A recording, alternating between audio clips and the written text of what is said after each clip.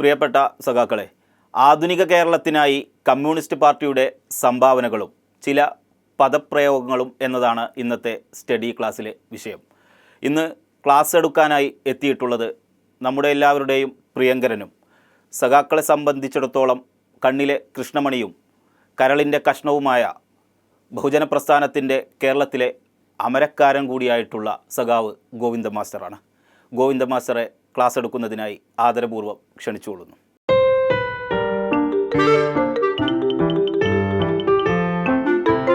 ഈ ആധുനിക കേരളത്തെ രൂപപ്പെടുത്തുന്നതിൽ ഏറ്റവും പ്രധാനപ്പെട്ട പങ്കുവഹിച്ച പാർട്ടിയല്ലേ Communist Party of India, Marxist, ഇടതുപക്ഷ പാർട്ടികൾ. വിജ്ഞാന സമൂഹത്തിന്റെ ഒപ്പം ഒരു പദവും കൂടി ഉപയോഗിച്ചിട്ടുണ്ട്. എന്താ ഇത് പറ, ആർക്കറിയാം?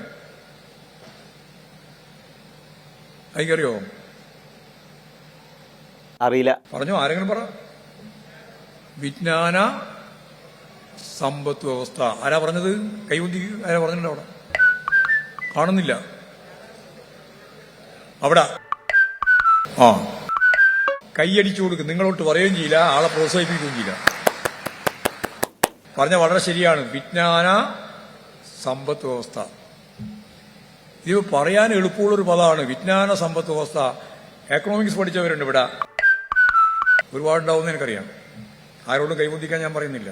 ഐസക് സാറേ, വെറുതെ കൈവക്കി നാണം കണ്ട, കൈവക്കണ്ടെന്ന് പറഞ്ഞു. എന്താണ് ഈ എക്കണോമിക്സിന്റെ ഏറ്റവും പ്രധാനപ്പെട്ട സിലബസ്? അറിയില്ല. അറിയാത്തത് സ്വയം വിമർശനമായി ഉൾക്കൊണ്ടുകൊണ്ട് ഇനിയുള്ള സ്റ്റഡി ക്ലാസ്സിലെ എല്ലാ ക്ലാസ്സുകളും നന്നായിട്ട് പഠിച്ചു വരുന്നതായിരിക്കും. ഉൽപാദന വിതരണ ഘടനയുടെ നിയമമാണ്. അത് മനസ്സിലായില്ല. സമ്പദ് വ്യവസ്ഥയുടെ നട്ടെല്ലെന്താണ്? അത് നിങ്ങൾക്ക് പറയാം.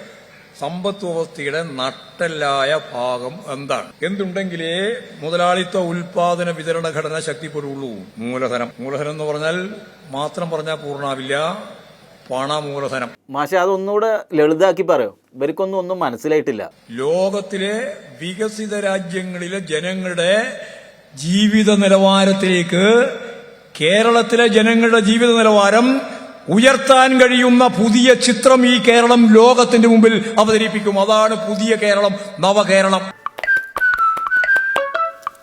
സർവതല സ്പർശിയായ മേഖലയിൽ അതിനെ അഴിച്ചു പണിയുക. 5-8 വർഷമായി ആ അഴിച്ചുപണിയൽ വളരെ ഭംഗിയായി ചെയ്തുകൊണ്ടിരിക്കുന്ന സഖാവ് പിണറായിയെ പോലുള്ളവരൊക്കെ ഈ ക്ലാസ്സിൽ ഇരിക്കുന്നത് കൊണ്ട് അതിനെക്കുറിച്ച് കൂടുതൽ വിശദീകരിക്കേണ്ട ആവശ്യമില്ലാത്തതിനാൽ അടുത്ത വിഷയമായ തോൽവിയെക്കുറിച്ചാണ് ഇനി മാഷിന്റെ ക്ലാസ്.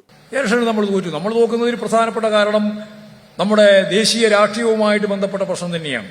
അത് ഞങ്ങൾക്കറിയാം. ഞങ്ങളുടെ പരിമിതി എന്താണെന്നുള്ളത് അന്നും മനസ്സിലായിട്ടുണ്ട്, ഇപ്പോഴും മനസ്സിലായിട്ടുണ്ട്. നമ്മുടെ ഈ പരിമിതി മാഷ് മാത്രം മനസ്സിലാക്കിയാൽ മതിയോ? തോറ്റതിനെ കുറിച്ച് എന്ന് പറഞ്ഞാലും ഇതന്നെ അവസ്ഥ. ജയിച്ചാൽ ആവേശപ്പെടുകയും തോറ്റാൽ നിരാശ കൊണ്ട് പണി തന്നെ അവസാനിപ്പിക്കുകയും ചെയ്യുന്ന പാർട്ടിയല്ല CPIM. അപ്പൊ തോൽക്കാൻ റെഡിയായിരിക്കണമെന്ന് മൂന്നാമത് വരൂലെന്ന് ചുരുക്കം. അപ്പൊ ഞാൻ 99 സീറ്റിന്റെ അപ്പുറം കടന്ന് 100-ലധികം സീറ്റോടുകൂടി ഇടതുപക്ഷ ജനാധിപത്യ മുന്നണി മൂന്നാമത്തെ ടേമിലേക്ക് വരുന്ന കാഴ്ച ഈ കേരളത്തിൽ വേണം. അപ്പൊ സഖാക്കളെ, മാഷ് പറഞ്ഞതുപോലെ 3-ാമതും 30-ാമതും ഒക്കെ നമ്മൾ തന്നെ അധികാരത്തിൽ വരാൻ സയൻസ് എങ്ങനെ ഉപയോഗപ്പെടുത്താം എന്നതിനെക്കുറിച്ചാണ് മാഷ് ഇനി പറയാൻ പോകുന്നത്. അതുകൊണ്ട് തന്നെ എല്ലാ സഖാക്കളും ഇത് ശ്രദ്ധയോടെ കേട്ടിരിക്കുക. അധ്വാനിക്കുന്ന മനുഷ്യന്റെ അധ്വാന ശേഷിയുടെ വില മാത്രം കൊടുത്ത് അധ്വാനം കവർന്നെടുക്കുന്ന മുതലാളിത്തം മിച്ചമൂല്യ സിദ്ധാന്തത്തിലൂടെ നിങ്ങൾ തടിച്ചു കൊഴുക്കുമ്പോൾ ഉൽപാദന ഉപാധികളുടെ സ്വകാര്യ അടിമസ്ഥതയെ തന്നെ ഉടമസ്ഥതയെ തന്നെ മാറ്റി ഉൽപാദനോപാധികളുടെ പൊതു ഉടമയിലേക്ക് ഈ ലോകത്തിന് മാറാതിരിക്കാൻ പറ്റില്ല. അതാ സയൻസ്. അപ്പൊ സഖാക്കളെ, നമ്മുടെ ക്ലാസ് ഏകദേശം തീരാറായി. ഇനി പ്രതിജ്ഞയാണ്.